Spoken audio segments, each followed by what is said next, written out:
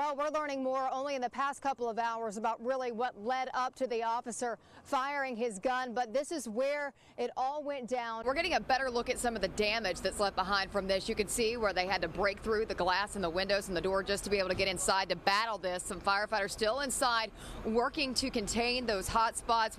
22, that's the number of titles both Steffi Graf and Serena Williams hold. But today, Serena set a record of her own. Sports anchor Mary Kate Burgess joins us now with more. And I understand, too, that with this win, she got some pretty snazzy Air Jordans. Still pretty rough. I want to be your eyes this morning, letting you know what's going on all around the heartland. This is in, like you said, this is in Scott City. Some breaking news that's coming in about a huge house fire in the Boston area. And you have to see these pictures that we're getting in this morning. New video from the scene of breaking news that's happening right now in Canada, where we have just learned minutes ago that at least 5 people are dead following a deadly shooting at a mosque. This was going to be a history-making game, no matter who won this. And talk about that second half. Pat's really showing their experience. I mean, literally after I wrapped up my last hit with you, it started sprinkling a little bit, and then it really started to come down.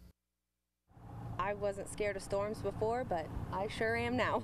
This is why. Damage, destruction, homes leveled. Looking at this video, the city of Perryville looks like a giant lost and found, each pile filled with emotion. Mind-blowing. They say a picture is worth 1,000 words. She had her paint room upstairs. Kirsten Haas is brushing the dust off to reveal the story behind this one. My grandma painted this. She had all 4 walls covered with her paintings. Those paintings inspired by those she held close. She painted all her kids, all her grandkids, and she has 30 plus grandkids. This one, her aunt and uncle. This is the second family portrait we have recovered. Found in a ditch by this Illinois couple. We found it on Trico Road. They couldn't believe how far it traveled. Up in the air, for what, 40 miles probably, and it looks as good as it does. All it took was a post to Facebook. It surprised me we found the owner as quick as we did. It's in a lot better condition. It gives you, a reason to smile in the middle of all this, Happy to come away with a piece of her grandmother she thought she'd never see again.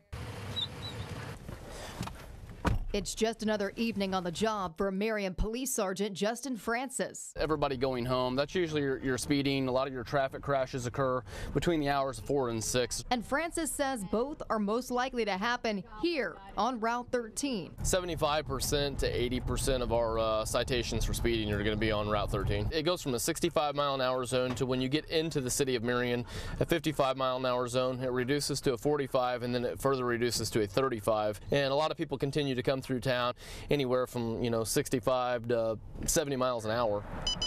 And in less than 10 minutes, this truck is 66. So this guy went through the courtesy of actually pulling off of Route 13 onto a side street, and he's pulled completely off of the roadway for my safety. So this has already awarded this guy with a lot of points. How you doing, brother? When I walked up there, he had both hands on the steering wheel. He's not fishing around in the car. Just very, very compliant and cooperative driver. So that goes a long way with me. So this guy's definitely going to be getting a warning. Maybe something to keep in mind next time you get pulled over. 10-6 secure. But remember, each department's going to be different, and each officer is going to be different. 342 Sykeston. Take Sykeston DPS officer Martin Zimmerman. I'm pretty lenient. I like to give a grace speed, so you're doing 9 under. I understand. Just slow it down for me. If you find yourself traveling through Sykeston, keep your speed in check on Ingram. Everybody coming into town doing 55 and a 35, 60 and a 35. At least 5 police units patrol the city at any given time. I clocked you doing 36 and a 20. Sir, did you know this was a school zone here? And sometimes even more than that. 1964-0724. From 3 to 11, that's your busy shift. We have what's called a power squad, and they'll intervene, and they'll start pulling people over. They'll start helping us with our calls if our load exceeds what we can handle. Here's your license back, and here's your paper copy. So some things to take away from this. Your compliance and attitude can make a huge difference. Consider keeping your registration and proof of insurance in a place you can get to it easily. That'll keep you from having to fidget around too much in your car. And if you find yourself getting pulled over, look for a safe place to pull off. Having an officer's safety in mind is going to go a long way. The ground is shaking. You probably remember doing this in school. Drop, cover. You should be holding on. We know about the earthquake risk. The fault line shares a name with this town. If you look around New Madrid, it almost seems like more of a novelty than an impending threat. We're waiting for the big one, just like we're waiting for Christ to come back. Detail shop owner Roy White has everything to make your car look in tip-top shape. But ask about the quake. You do anything to get ready? You need to. I haven't, but you need to. Some people don't believe in the earthquake hazard. Structural engineer Mike Griffin says if you're not ready, you need to be. The joke is we need a nice moderate earthquake to kind of wake people up and get, oh yeah, we're an earthquake country here. We ought to do something. An earthquake doesn't come with a warning. You could be at work, your kids at school. Hold on to what's protecting you. So safety there is critical.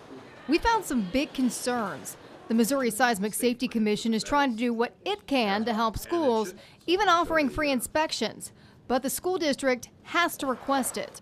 Griffin says it's just getting schools on board. If you don't understand what your risk is, how do you, I like that building, let's go do that one first. You know, it's like, but this one is more vulnerable and you got more kids in it. This tells them that.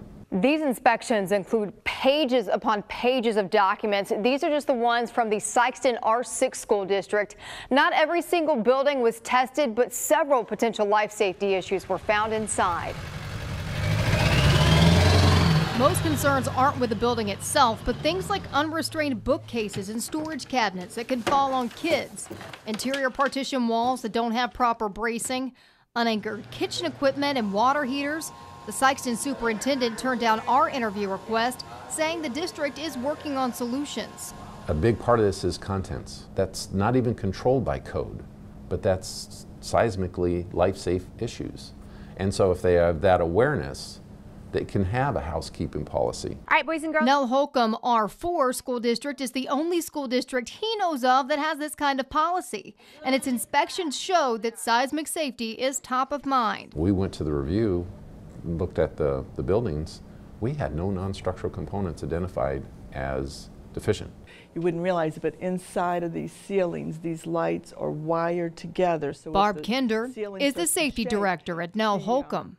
The tiles may fall down, but the glass lights won't fall down and shatter on the ground. Many of the seismic improvements are not visible in plain sight, like this trophy case. Bolted against the wall, and it also has the safety film. Not only that, every smartboard projector and TV is firmly mounted. They've even installed flexible gas lines, all more cost-effective than building a new school. You can retrofit before the big event and spend X number of dollars, or you can wait for the big event and then spend 9 times X number of dollars to repair. And be aware your community may not actually come back.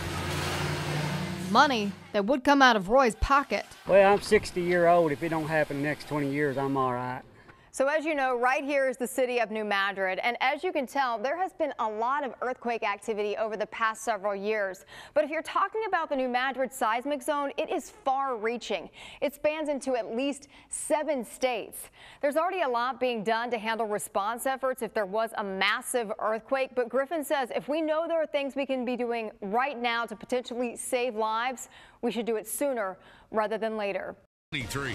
1 dead and 6 others injured, all after a shooting at a Caruthersville nightclub early Sunday morning. Hank Cavanero joins us live in the studio with more. Hank, meanwhile, the death of a known KKK leader in southeast Missouri is being treated as a homicide. Officials say 51-year-old Frank Ancona died after shot in the head. The Washington County Sheriff says that his body was found along the Big River near Belgrade on Saturday. That discovery made by a woman and her kids, all while they were out fishing. We're told that his truck was also found in Washington County just the day before. Ancona was last seen Thursday morning by his wife at their home in Leadwood, Missouri. That's in St. Francis County. The house was taped off Saturday while investigators worked. At least one area is under a burn ban today, and Horseshoe Lake Fire Chief says dry, windy conditions really make it dangerous to burn anything. They've already battled several grass fires. Just look at these photos from Stoddard County. Viewers that sent these in say that it's an old mill that caught fire just outside of Bloomfield. The Sheriff's Department's dispatch says that crews were on the scene all afternoon. Yes. President Trump is standing up to North Korea and refusing to back down on his immigration order. Garrett Tinney has the latest tonight. News.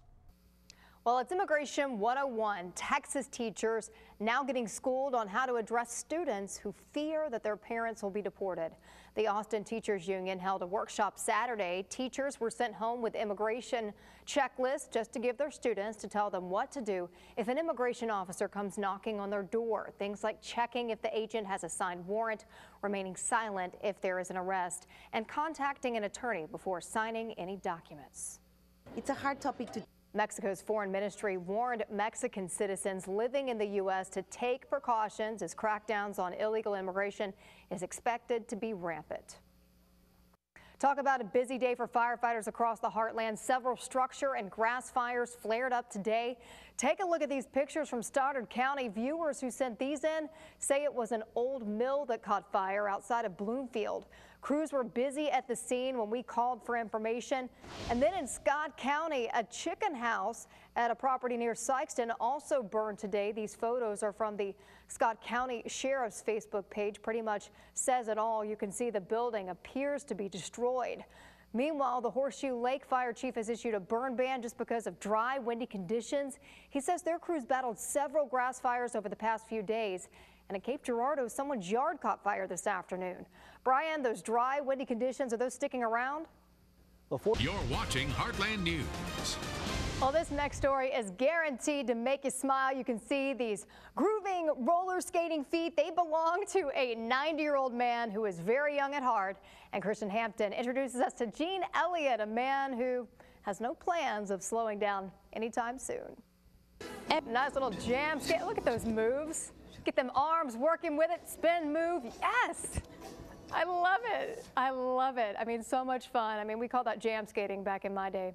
And if you get flowers for Valentine's Day this year, there is a good chance they were grown in the country of Colombia. They've sent more than 500 million flowers to the U.S. ahead of Valentine's Day, and they shipped out $1 million worth of flowers even before November. How about that? The flower market in Colombia has grown a lot over the past several years. If you're thinking of getting a new furry friend for your Valentine, who better than this cute little pup named Cupid? This two-legged pup is learning to walk again after being rescued from a garbage can in Canada. Oh my goodness, how sad is that? Someone had tied him in a bag and threw him away. Just a sweet little thing here. Look at that personality. Luckily, someone who found Cupid took him to a shelter, even got prosthetic front legs. And the good news, Cupid is expected to be available for adoption by the end of February. And the shelter says that they named him that because he's stealing hearts all over the place.